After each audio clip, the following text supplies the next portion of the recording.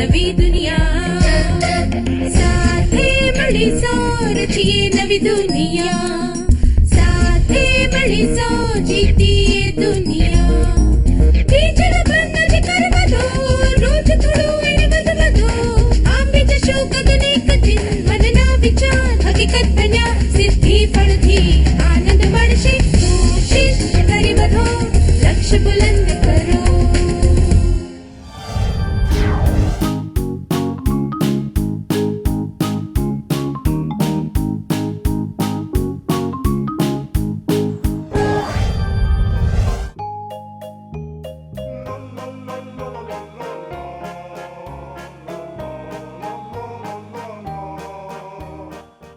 નમસ્કાર વિદ્યાર્થીઓ, તમને બધાને અહીંયા જોઈને આનંદ થયો. કેટલાક લક્ષણ જીવનના બધા પાસાઓમાં જરૂરી હોય છે. જે વ્યક્તિ જીવનમાં કંઈક મેળવવા માંગે છે તેના માટે દ્રઢતા એક મહત્વપૂર્ણ લક્ષણ છે. એક શિલ્પકારે ધીરજથી કામ લેવું પડે છે. રચનાત્મકતાથી વિચાર કરવાવાળા વ્યક્તિ માટે કયા કયા લક્ષણો જરૂરી છે, તો આપણે આ સત્રમાં એ વિશે ચર્ચા કરીશું. હવે તમારા માટે એક ચિત્રવાળો કોયડો છે. સ્ક્રીન ઉપર એક ચિત્ર બતાવવામાં આવશે. શું તમે આ મહિલાની ઉંમર જણાવી શકો છો?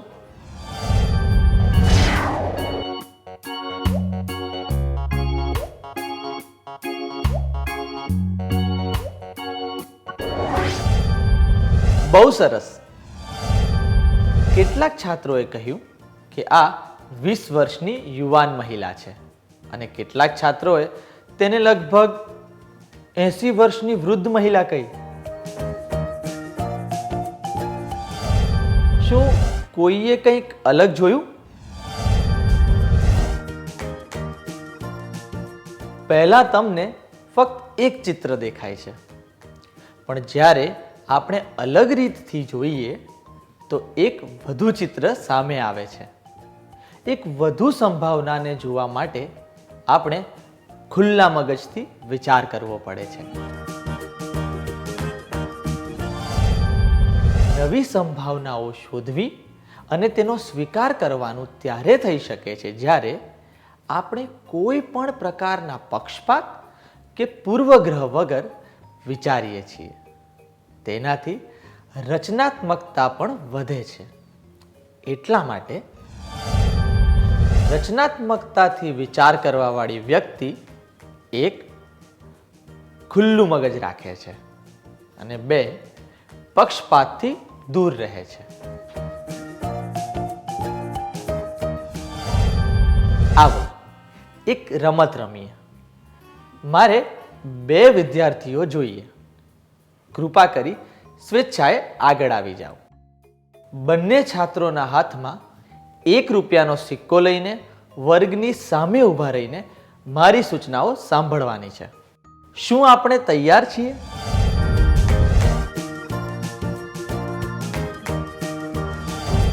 તમારી બંને પાસે કેટલા સિક્કા છે? 1.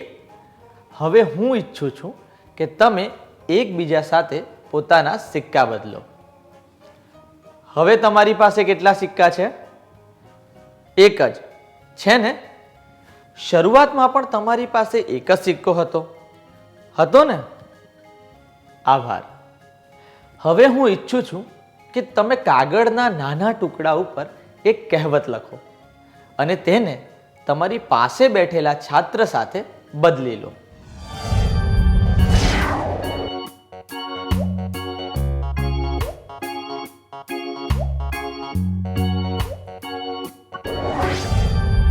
શું તમે કહેવત વાંચી? હવે તમે બધા કેટલી કહેવત જાણો છો? તમને 2 કહેવતો ખબર છે ને? સિક્કા બદલ્યા પછી તમારી પાસે ફક્ત એક જ સિક્કો હતો, પણ કહેવતો બદલ્યા પછી તમને 2 કહેવતો ખબર છે. આવી જ રીતે જો તમે તમારું જ્ઞાન, તમારી યોગ્યતાઓ અને તમારા વિચાર કોઈની સાથે વહેંચવાથી તમે સંપન્ન થતા જશો, કારણ કે તમારી પાસે પહેલાં જે હતું તમને તેનાથી વધારે મળશે. તો મને આશા છે કે તમે તમારા વિચાર અને સૂચન એકબીજા સાથે વહેંચશો, જેથી બધાના જ્ઞાનમાં વધારો થાય. હવે એક વધુ કોયડો સ્ક્રીન ઉપર જુઓ અને જણાવો કે આ શું છે?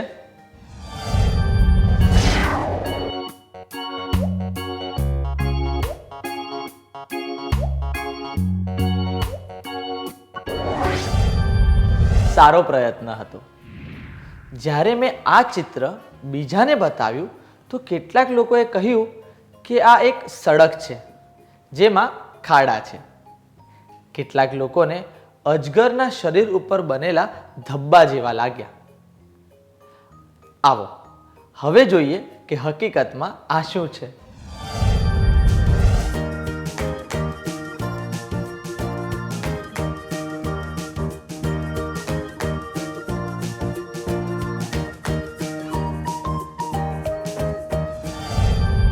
આપણે જોયું કે ત્યાં જીરાફની ડોકનો એક ભાગ હતો. આપણામાંથી કેટલાય લોકો આનો સાચો જવાબ ન આપી શક્યા, પણ આપણે બધાએ પ્રયત્ન કર્યો કે આપણે કલ્પના કરીને એવી વસ્તુ વિશે જણાવ્યું જે દેખાતી નથી. ફળ સ્વરૂપે આપણને અલગ અલગ જવાબ મળ્યા. જરા આના વિશે વિચારીએ. જો મેં તમને શરૂઆતમાં જ જીરાફ વિશે સંકેત આપ્યા હોત તો શું તમે અલગ અલગ રીતે વિચારી શક્યા હોત? શું આપણને આટલા જવાબ મળી શક્યા હોત?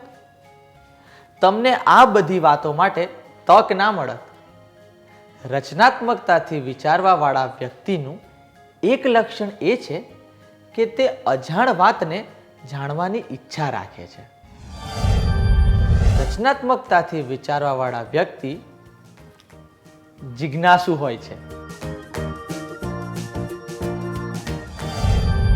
વધારે ને વધારે વાતો જાણવાની જિજ્ઞાસાને કારણે જ કેટલીય શોધ થઈ છે અને કેટલીય વસ્તુઓ શોધાઈ.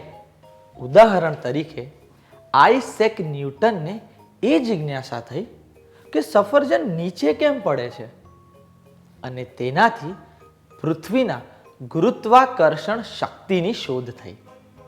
આ જિજ્ઞાસા ફક્ત વિજ્ઞાનમાં નહીં પણ રોજિંદા જીવનમાં પણ કામ આવે છે.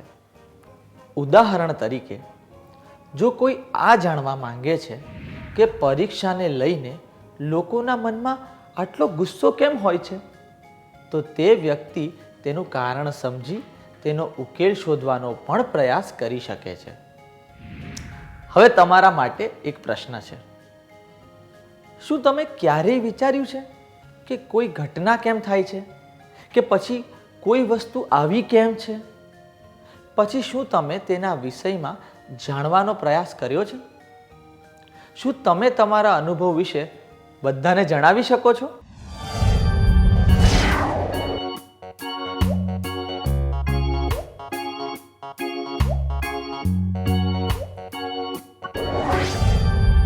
બહુ સરસ અનુભવ હતો. આભાર. હવે હું તમને એક વાર્તા સંભળાવીશ. જૂતા બનાવતી એક કંપનીએ 2 કર્મચારીઓને એક ટાપુ ઉપર જૂતા વેચવા મોકલ્યા. એક કર્મચારીએ પાછા આવીને કહ્યું, ત્યાં રહેવાવાળા લોકોને જૂતા વેચવા અસંભવ છે. બીજા કર્મચારીએ કહ્યું, આ ટાપુ ઉપર આપણે આપણો માલ બહુ સારી રીતે વેચી શકીએ છીએ. વેચવા માટે કૃપા કરી ઘણા જૂતા મોકલી દો. કંપનીનો માલિક ગૂંચવણમાં પડી ગયો, કારણ કે બંને વ્યક્તિ વિપરીત વાતો કરતા હતા. માલિકે તેમને પોતપોતાની વાતનું કારણ પૂછ્યું. બંનેએ એક સાથે જવાબ આપ્યો. ટાપુ ઉપર રહેવાવાળા લોકોને જૂતા પહેરવાની આદત નથી. પહેલો કર્મચારી આ પડકારનો સામનો કરવા તૈયાર નહોતો. તે લોકોને જૂતા પહેરાવા માટે મનાવવા માંગતો નહોતો.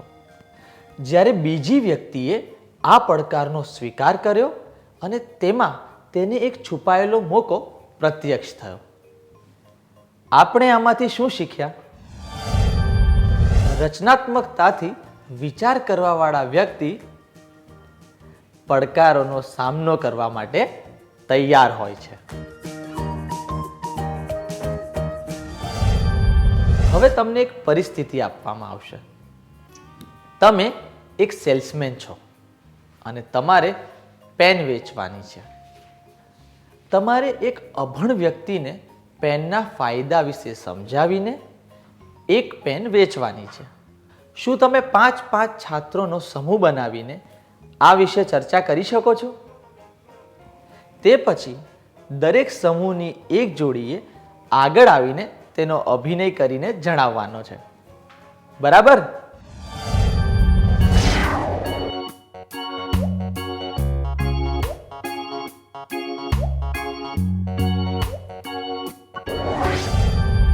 બહુ સરસ, આભાર. હવે એક વધુ પરિસ્થિતિ. આ વૈજ્ઞાનિક રિપોર્ટને વાંચો. Science daily, August 10, 2009.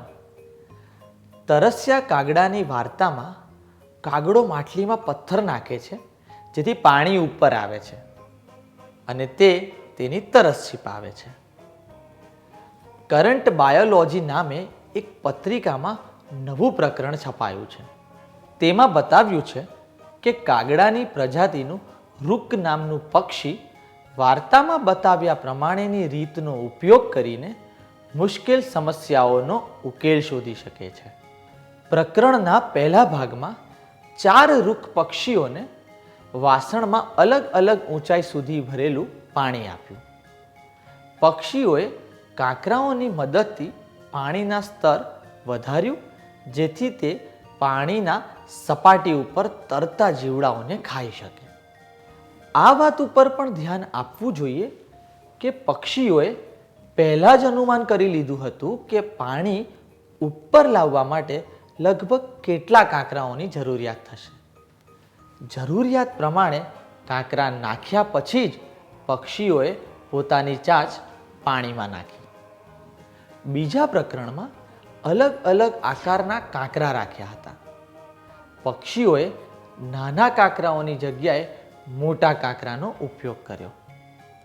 ત્રીજા પ્રકરણમાં પક્ષીઓ દ્વારા બતાવવામાં આવ્યું હતું કે કાંકરા પાણીમાં ડૂબે છે પણ લાકડાના ભૂસા નહીં.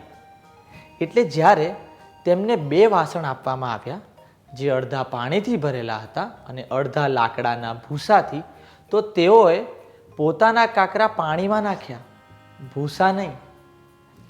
અભ્યાસથી જાણવા મળ્યું છે કે કાંકરા જેવી વસ્તુઓનો ઉપયોગ સહેલાઈથી કરી લે છે પણ પોતાના રોજિંદા જીવનમાં તે કાંકરા વગેરેનો ઉપયોગ નથી કરતા. ક્રિસ્ટોફર બર્ડ કહે છે કે કોઈ પણ વસ્તુનો ઉપયોગ પ્રોત્સાહન ઉપર આધાર રાખે છે. રૂક પક્ષી પોતાના જીવનમાં કાંકરા વગેરેનો ઉપયોગ નથી કરતા કારણ કે તેમને એવું કરવાની જરૂર નથી પડતી. તેમને તેનો પ્રયોગ કર્યા વગર જ ખાવાનું મળી જાય છે. આ દર્શાવે છે કે જરૂરિયાત જ શોધની જનની છે.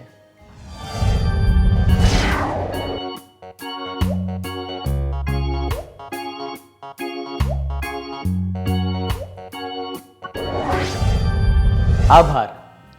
આ કેટલી આશ્ચર્યમાં નાખી દે તેવી વાત છે ને કે આપણે સામાન્ય રીતે પક્ષીઓને બુદ્ધિશાળી નથી સમજતા પણ જરૂરત પડે ત્યારે તે પણ બહુ ચાલાકીથી અને રચનાત્મકતાથી કામ કરે છે.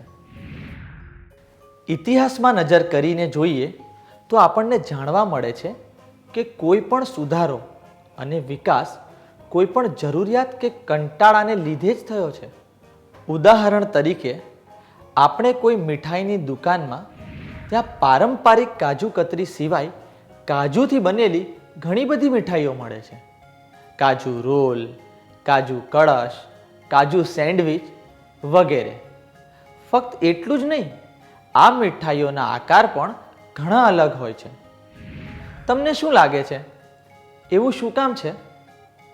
કારણ કે કોઈ વ્યક્તિ રોજ એક જ જાતની કાજુની મીઠાઈ બનાવીને કંટાળી ગયો હશે અને તેણે રચનાત્મકતાથી વિચારીને કંઈક નવું બનાવવા માટે વિચાર્યું હશે.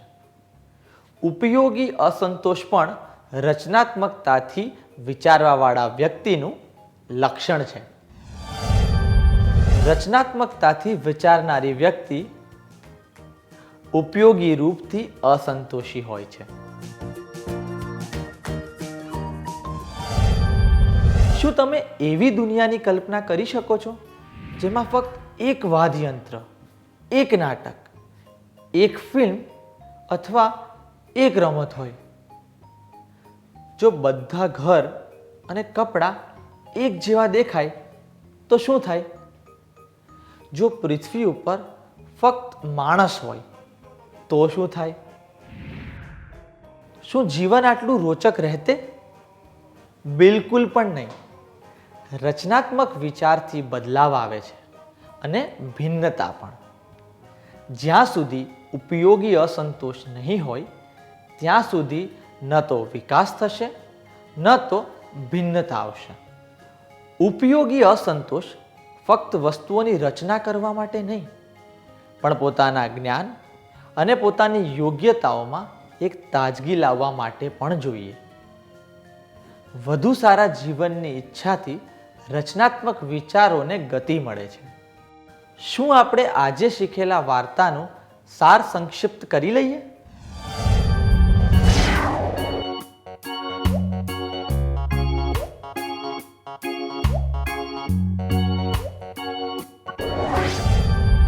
રચનાત્મકતાથી વિચાર કરવા વાળી વ્યક્તિ: 1. ખુલ્લું મગજ રાખે છે. 2. પક્ષપાતથી દૂર રહે છે. 3. જિજ્ઞાસુ હોય છે. 4. પડકારોનો સામનો કરવા માટે તૈયાર હોય છે. 5. ઉપયોગી રૂપથી અસંતોષી હોય છે. શું આપણે થોડું ઘરકામ લખી લઈએ જેથી આ વાત આપણને સારી રીતે યાદ રહે?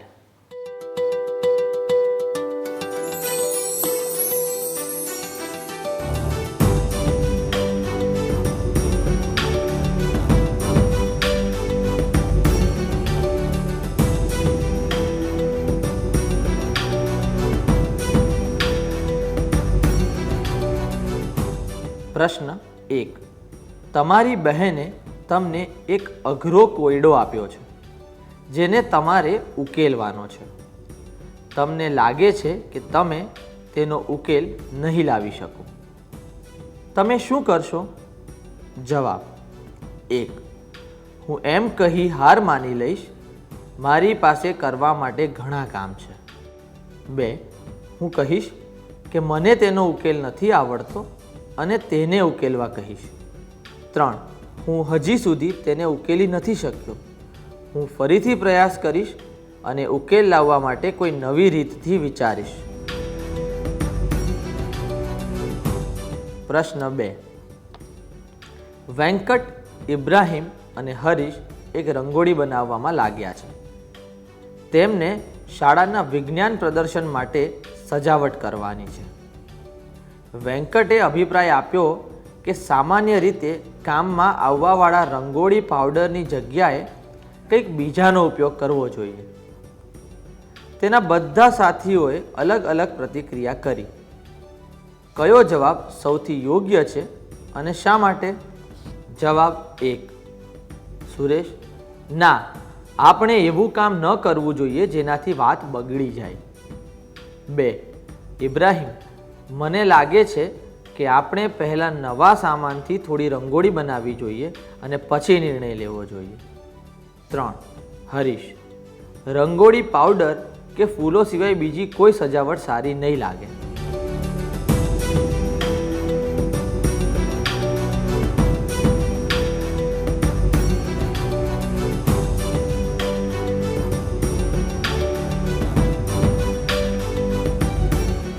શું તમે આગલા સત્રમાં આવતા પહેલા આ કામ પૂરું કરી લાવશો? ત્યાં સુધી આવજો.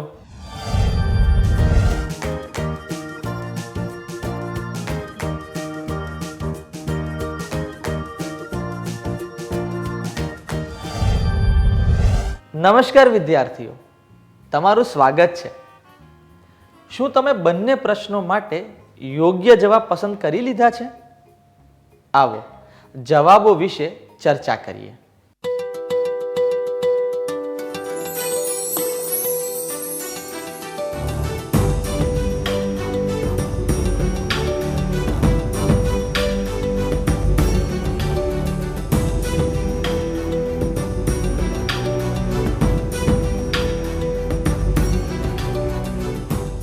પહેલા પ્રશ્ન માટે તમારી બહેને તમને એક અઘરો કોયડો આપ્યો છે જેને તમારે ઉકેલવાનો છે. તમને લાગે છે કે તમે તેનો ઉકેલ નહીં લાવી શકો. તમે શું કરશો? આ જવાબ હું એમ કહી હાર માની લઈશ, મારી પાસે કરવા માટે ઘણા કામ છે, અયોગ્ય છે. આમાં કોયડો ઉકેલ શોધવાની જિજ્ઞાસા, પડકારોનો સામનો કરવાની કે રચનાત્મક વિચારોનો કોઈ પ્રયાસ નથી. બીજો જવાબ હું કહીશ કે મને તેનો ઉકેલ નથી આવડતો અને તેને ઉકેલવા કહીશ, અયોગ્ય છે. આમાં ઉકેલ શોધવાની થોડી જિજ્ઞાસા છે, પણ પડકારોનો સામનો કરવાનો કોઈ પ્રયાસ નથી કરવામાં આવ્યો. જ્યારે કે આ જવાબ હું કહીશ, હું હજી સુધી તેને ઉકેલી નથી શક્યો, હું ફરીથી પ્રયાસ કરીશ અને ઉકેલ લાવવા માટે કોઈ નવી રીત વિચારીશ, યોગ્ય છે. આ બતાવે છે કે તમારામાં જિજ્ઞાસા છે, પડકારોનો સ્વીકાર કરવાની ઈચ્છા છે અને કલ્પનાનો ઉપયોગ કરવાની યોગ્યતા છે. રચનાત્મકતાથી વિચારવા માટે આ બધી વાતો જરૂરી છે. તમે કયો જવાબ પસંદ કર્યો?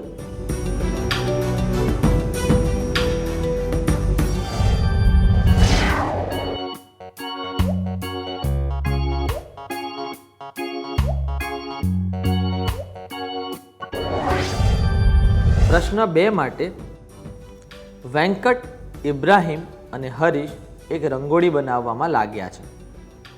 તેમને શાળાના વિજ્ઞાન પ્રદર્શન માટે સજાવટ કરવાની છે. વેંકટે અભિપ્રાય આપ્યો કે સામાન્ય રીતે કામમાં આવવાવાળા રંગોળી પાવડરની જગ્યાએ કંઈક બીજાનો ઉપયોગ કરવો જોઈએ.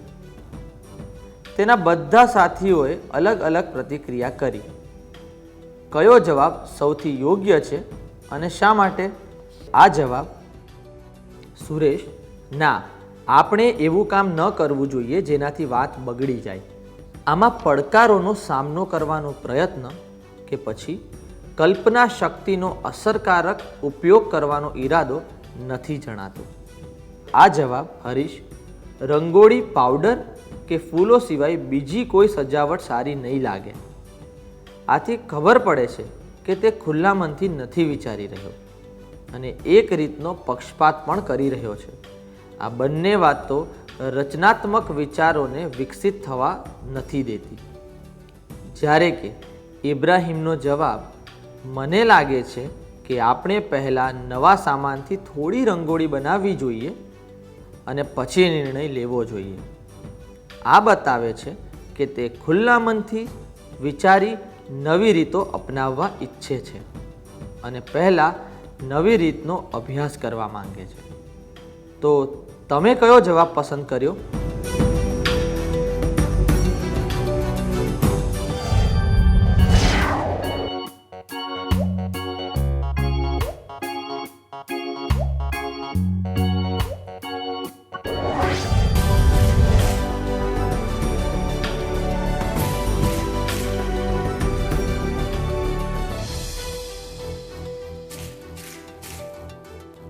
જે વિદ્યાર્થીઓએ યોગ્ય જવાબ ઓળખી લીધા હતા તેમને અભિનંદન. શું હવે આપણે આગલું સત્ર શરૂ કરીએ?